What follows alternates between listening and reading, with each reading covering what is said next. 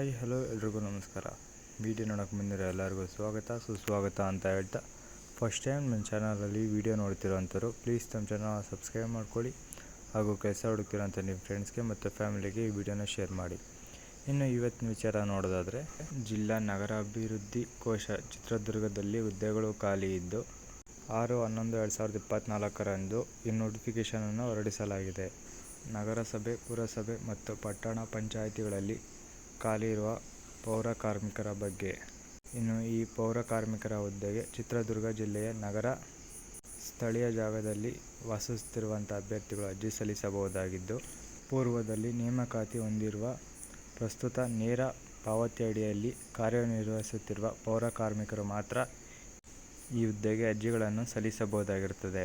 ಇನ್ನು ಈ ಹುದ್ದೆಗೆ ಆಯ್ಕೆಯಾದಂಥ ಅಭ್ಯರ್ಥಿಗಳಿಗೆ ಮಾಸಿಕ 27,000 47,675 ರೂಪಾಯಿವರೆಗೆ ಮಾಸಿಕ ವೇತನ ಇರುತ್ತದೆ. ಈ ಹುದ್ದೆಗೆ ಅರ್ಜಿ ಸಲ್ಲಿಸಲು ಯಾವುದೇ ವಿದ್ಯಾರ್ಹತೆಯ ಅವಶ್ಯಕತೆ ಇರುವುದಿಲ್ಲ ಹಾಗೂ ಕನ್ನಡ ಮಾತಾಡಲು ಬರಬೇಕಾಗಿರುತ್ತದೆ. ಮೀಸಲಾತಿ ಕೋರುವ ಅಭ್ಯರ್ಥಿಗಳು ಅರ್ಜಿಯ ಜೊತೆಗೆ ಮೀಸಲಾತಿ ಪ್ರಮಾಣ ಪತ್ರವನ್ನು ಸಲ್ಲಿಸಬೇಕಾಗಿರುತ್ತದೆ. ಇನ್ನು ಈ ಹುದ್ದೆಗೆ ಅರ್ಜಿ ಸಲ್ಲಿಸುವ ದಿನಾಂಕವು 6/11/2024 ಪ್ರಾರಂಭವಾಗುತ್ತಿದ್ದು ಹಾಗೂ ಈ ಹುದ್ದೆಗೆ ಅರ್ಜಿ ಸಲ್ಲಿಸುವ ಕೊನೆಯ ದಿನಾಂಕವು 5/12/2024 ಆಗಿರುತ್ತದೆ. ಈ ಹುದ್ದೆಗೆ ಅರ್ಜಿ ಸಲ್ಲಿಸಲು ಬಯಸುವ ಅಭ್ಯರ್ಥಿಗಳು ಈ ಹುದ್ದೆಯ ಮುಖ್ಯ ಅಧಿಕಾರಿಗಳಿಂದ ಅರ್ಜಿ ನಮೂನೆಯನ್ನು ಪಡೆದು ಭರ್ತಿ ಮಾಡಿ ಅರ್ಜಿಗಳನ್ನು ಯೋಜನಾ ನಿರ್ದೇಶಕರು, ಜಿಲ್ಲಾ ನಗರಾಭಿವೃದ್ಧಿ ಕೋಶ ಚಿತ್ರದುರ್ಗ ಅವರಿಗೆ ಕಳಿಸುವುದು.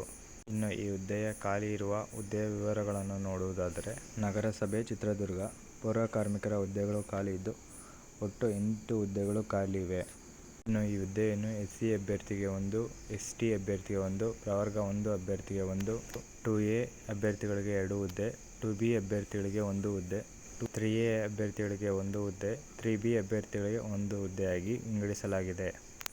ಎರಡನೆಯದಾಗಿ, ನಗರಸಭೆ ಹಿರಿಯೂರಿನಲ್ಲಿ 6 ಹುದ್ದೆಗಳು ಖಾಲಿ ಇದ್ದು, SC ಅಂಗವಿಕಲ ಅಭ್ಯರ್ಥಿಗೆ 1 ಹುದ್ದೆ, SC ಅಭ್ಯರ್ಥಿಗಳಿಗೆ ಮಹಿಳೆಗೆ 1 ಹುದ್ದೆ, 2A ಅಭ್ಯರ್ಥಿ ಅಂಗವಿಕಲ ಆಗಿದ್ದಲ್ಲಿ ಅವರಿಗೆ 1 ಹುದ್ದೆ, ಸಾಮಾನ್ಯ 3 ಹುದ್ದೆಗಳು ಖಾಲಿ ಇವೆ. ಮೂರನೆಯದಾಗಿ, ಪುರಸಭೆ ಹೊಸದುರ್ಗದಲ್ಲಿ 3 ಹುದ್ದೆಗಳು ಖಾಲಿ ಇದ್ದು, ಸಾಮಾನ್ಯ ಅಭ್ಯರ್ಥಿಗಳಿಗೆ 2 ಹುದ್ದೆ ಹಾಗೂ 2A ಅಭ್ಯರ್ಥಿಗೆ 1 ಹುದ್ದೆ. ಹೊಳಲ್ಕೆರೆಯಲ್ಲಿ 3 ಹುದ್ದೆಗಳು ಖಾಲಿ ಇದೆ ಹಾಗೂ 6ನೇದಾಗಿ ಪಟ್ಟಣ ಪಂಚಾಯಿತಿಯ ಮೊಳಕಾಲ್ಮೂರು 3 ಹುದ್ದೆಗಳು ಖಾಲಿವೆ. ನಾಯಕನಹಟ್ಟಿಯಲ್ಲಿ 3 ಹುದ್ದೆಗಳು ಖಾಲಿ ಇವೆ. ಇನ್ನು ನಮ್ಮ ವಿಡಿಯೋನ ಫಸ್ಟ್ ಟೈಮ್ ನಮ್ಮ ಚಾನಲಲ್ಲಿ ನೋಡ್ತಿದ್ದಾರೆ, ನಮ್ಮ ಟೆಲಿಗ್ರಾಮ್ ಗ್ರೂಪ್ಗೆ ಕೂಡ ಜಾಯ್ನ್ ಆಗಿ ಅದರಲ್ಲಿ ವರ್ಕ್ ಫ್ರಮ್ ಹೋಮ್ ಹಾಗೂ ಈ ಹುದ್ದೆಯ ಎಲ್ಲ ವಿವರ ಮತ್ತು ನೋಟಿಫಿಕೇಷನ್ ಲಿಂಕನ್ನು ನೀಡಲಾಗಿರುತ್ತದೆ. ವಾಟ್ಸಪ್ ಕೂಡ ಜಾಯ್ನ್ ಆಗಿ.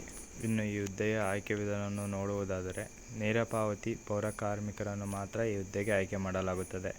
ಇನ್ನು ಈ ಹುದ್ದೆಗೆ ಅರ್ಜಿ ಸಲ್ಲಿಸಲು ಬೇಕಾಗಿರುವ ವಯೋಮಿತಿಯನ್ನು ನೋಡುವುದಾದರೆ, ಕನಿಷ್ಠ 18 ವರ್ಷದಿಂದ ಗರಿಷ್ಠ 55 ವರ್ಷ ಒಳಗಿರಬೇಕಾಗುತ್ತದೆ ಮತ್ತು ಅವರ ಬಳಿ ಇರಬೇಕಾದ ಡಾಕ್ಯುಮೆಂಟ್ಗಳೆಂದರೆ ಆಧಾರ್ ಕಾರ್ಡ್, ಪಡಿತರ ಚೀಟಿ, ವೋಟರ್ ID.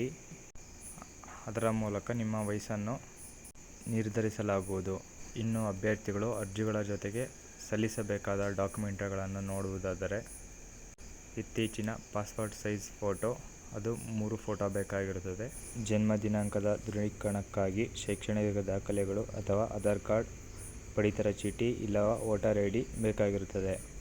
SC ST ಅಭ್ಯರ್ಥಿ ಆಗಿದ್ದಲ್ಲಿ ನಮೂನೆ D ಪತ್ರ, ಪ್ರವರ್ಗ 1 ಅಭ್ಯರ್ಥಿ ಆಗಿದ್ದಲ್ಲಿ ನಮೂನೆ E ಪತ್ರ, 2A 2B 3A 3B ಅಭ್ಯರ್ಥಿ ಆಗಿದ್ದಲ್ಲಿ ನಮೂನೆ F ಪತ್ರವನ್ನು ಪಡೆದು ಸಂಬಂಧಿಸಿದ ತಹಶೀಲ್ದಾರರಿಂದ ಜಾತಿ ಪ್ರಮಾಣ ಪತ್ರವನ್ನು ಉದ್ಯೋಗಕ್ಕಾಗಿ ಪಡೆದು ಸಲ್ಲಿಸಬೇಕಾಗಿರುತ್ತದೆ.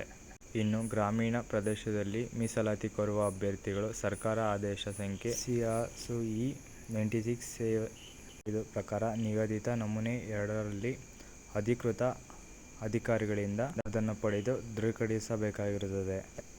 ಇನ್ನು ಗ್ರಾಮೀಣ ಮೀಸಲಾತಿ ಕೋರುವ ಅಭ್ಯರ್ಥಿಗಳು ಅದು SC ST ಪ್ರವರ್ಗಕ್ಕೆ ಸೇರಿದ ಅಭ್ಯರ್ಥಿಗಳಾಗಿದ್ದಲ್ಲಿ ಮೀಸಲಾತಿ ಪ್ರಮಾಣ ಪತ್ರವನ್ನು ತಿರಸ್ಕರಿಸಿಕೊಂಡಲ್ಲಿ ಅವರ ಗ್ರಾಮೀಣ ಮೀಸಲಾತಿಗೂ ಅನರ್ಹರಾಗಿರುತ್ತಾರೆ.